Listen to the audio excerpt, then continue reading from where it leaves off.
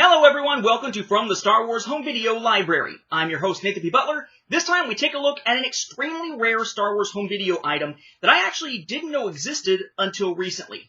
Thankfully though, for collectors, it's not one that's going to provide any extra content, just another variant on a way to get a popular release.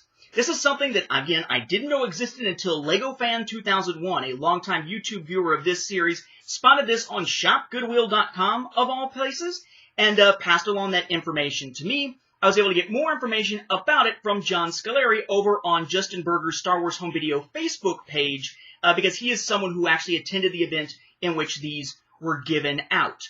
Now, again, this is a hard-to-find item. I didn't know it existed at the time, but take heart. Again, there's not any exclusive content inside it when it comes to new video material. See, back in the mid-1990s, George Lucas was approached by the American Film Institute, who offered him a life, not lifetime, but just life, a Life Achievement Award. And Lucas at the time said, "Thanks, but no thanks. I don't feel like I've progressed far enough in my career to be able to accept any kind of lifetime type of award. You know, I need to put out some prequels and some special editions and screw around with a whole bunch of CGI and some clunky dialogue to really kind of put a black mark on my reputation among some Star Wars fans before I can accept a lifetime award based on my really awesome stuff from before." Sorry, I was just interpreting there. Interpreting the historical record as historians often do. Well, by the time we got to 2005, Lucas had progressed further. He was in the process of seeing the triumphant release of Revenge of the Sith in theaters, and had put out Attack of the Clones and The Phantom Menace previously. He had pushed things along, such as the use of CGI characters like Jar Jar Binks, which was a huge breakthrough for the time in The Phantom Menace. The all-digital filming of Attack of the Clones, being able to take an all-digital source to DVD for the very first time, again with Attack of the Clones, and so on. Then he sort of pushed the bar again when it came to what filmmakers could do using effects and the like. Some of which he had to develop through ILM, through Lucasfilm, as the films were being made. So this time he said yes when approached about being the recipient of the 33rd Life Achievement Award from the American Film Institute.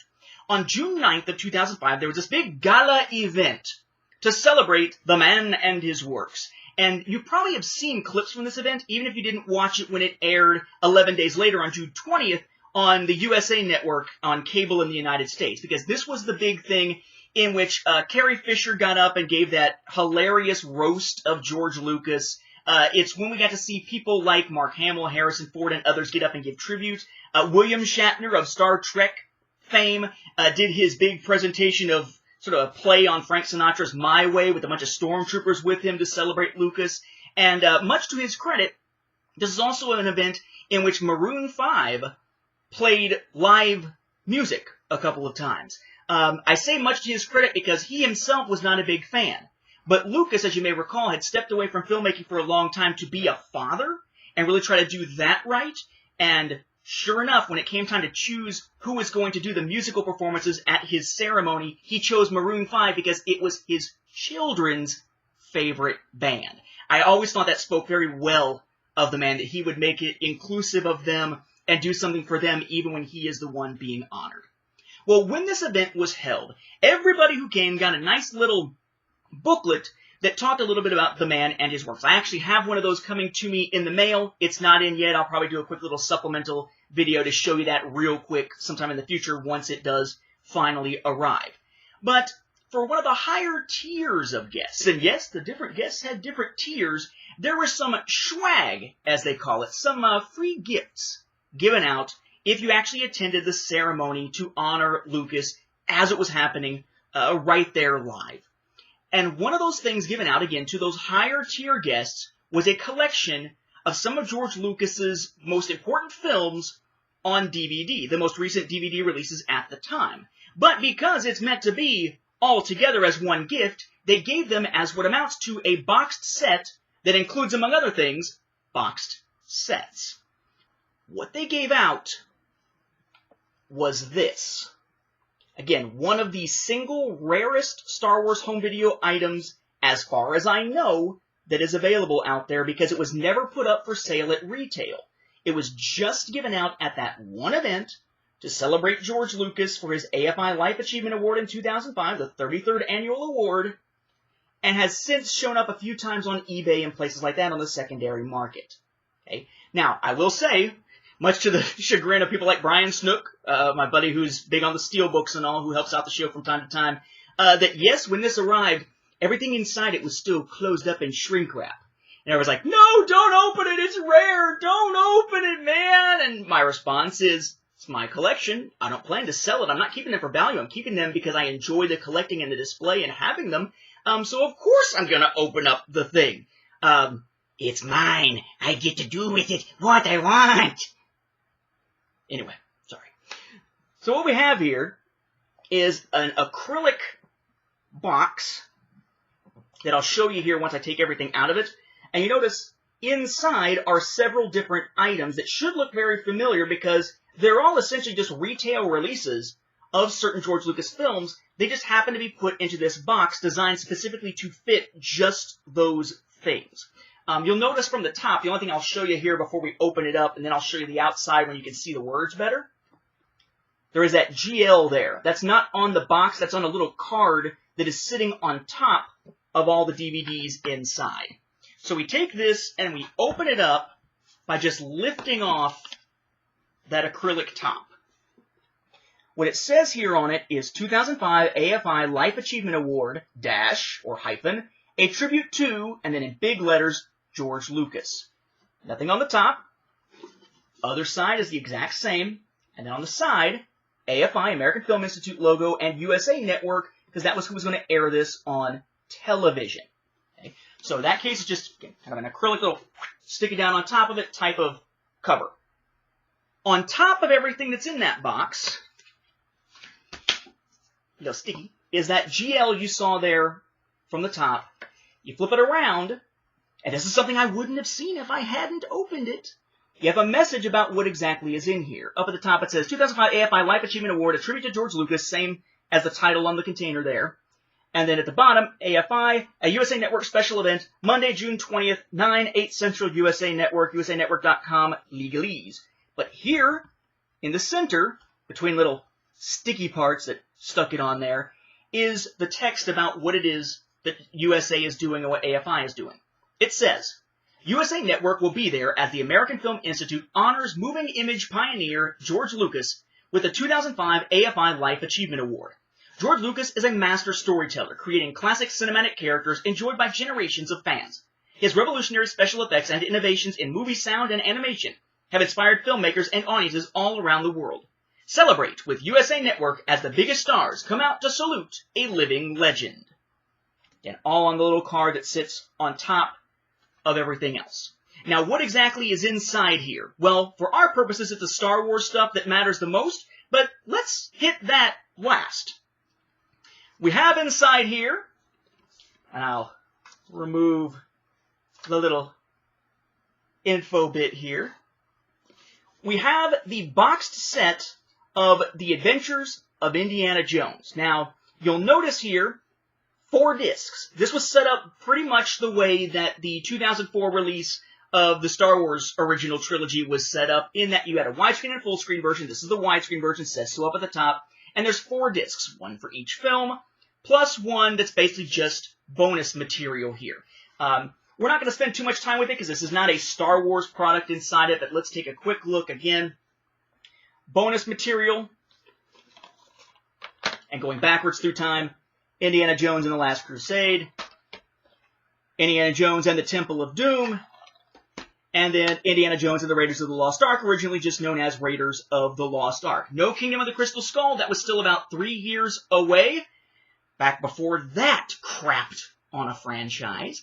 And of course that means that this is different than what we see in that Blu-ray set years later, because the Blu-ray set would then eventually include the 4th of those films, Kingdom of the Crystal Skull, which actually was the first Lucas and I believe Spielberg film to be released on an HD disc of any kind, on Blu-ray in that case, just before, a matter of months before the Clone Wars became the first Star Wars Blu-ray release.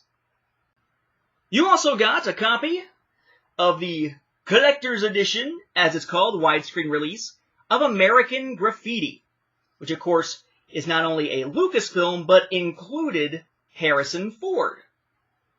But of course, that's not really science fiction. You can sort of say Indiana Jones is science fiction, sort of action-adventure with science fiction elements to it. American Graffiti, not so much. To delve back to even harder science fiction, you have the THX 1138 or 1138, the George Lucas Director's Cut DVD release. Okay, this is a DVD release of the Director's Cut version released in, I believe it was 2004, that basically is that film in sort of a fancier packaging here than what we'd previously seen. But THX 1138 also included, and would have to be really in something that's a tribute to Lucas. And then we get our Star Wars material, but it's all stuff we've seen before. We have the retail releases in widescreen from 2001 and 2002, respectively, of Phantom Menace, 2001, and Attack of the Clones, 2002. Exactly the same as what you would get with retail releases.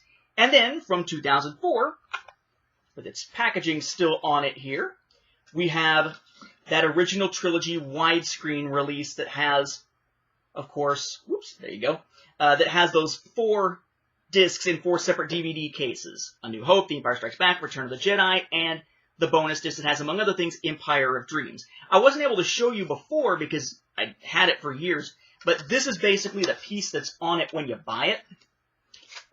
It said widescreen up at the top to let you know that it was widescreen because the packaging itself doesn't accept by the color. Had nothing that goes on the back large sides or the front side, but then this little side panel here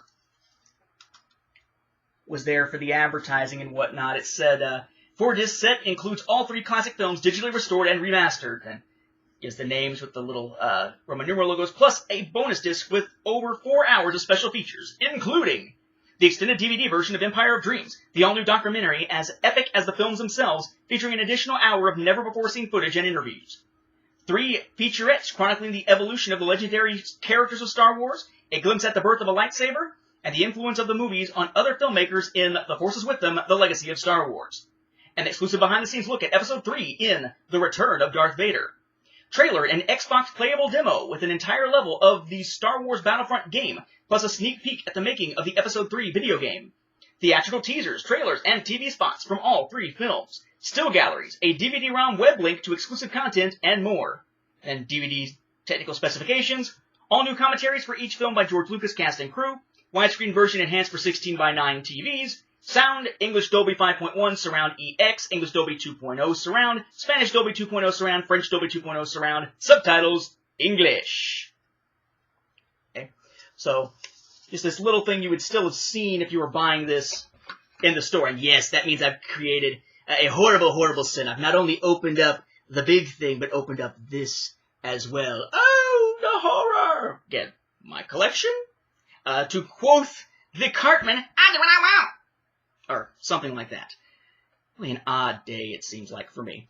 But again, suffice to say, none of these are things that you couldn't have just gotten at retail. American Graffiti, 1138, Star Wars stuff, Indiana Jones stuff, no big deal. It's just the newest DVD releases of all of them as of the time that the AFI ceremony was held in June of 2005. I may say, well, wait a second, why isn't Revenge of the Sith in there? It was out as of May. Yeah, but it wasn't out on home video for a few months still, so there wasn't a home video version to include in that particular set here. Really, the only things that are exclusive are the little card saying what it was all about, that has the GL on the other side, and that packaging. Again, I said I'd show you the rest of it. That's what the bottom looks like. Nothing on it. You just sit them inside, sit the cover down right on top of it, so that it goes from looking like this to looking like this. Again, one of the rarest things I've come across when it comes to Star Wars home video releases, something I would never have found if it had not been for Lego Fan 2001 pointing it out, something that I really couldn't find much information about online. So thank you very much to Mr. Solari for being able to help me out with that. This will definitely have a nice, fond place within my Star Wars home video library. And yes, it got in under the wire, so it will be included in the book. But more on that in a separate video. Again, thank you to John, and thank you to Lego Fan 2001. I really appreciate the assistance. This is a really nice, find. Unfortunately, for those who are going to see this and want to go out and find them, they are relatively rare, so give it some time, give it some patience. They do show up from time to time on the secondary market, as my acquisition proves, but it's certainly not something that pops up very frequently. With that, we'll wrap up this episode. Thank you for watching, and may the Force be with the home video viewers.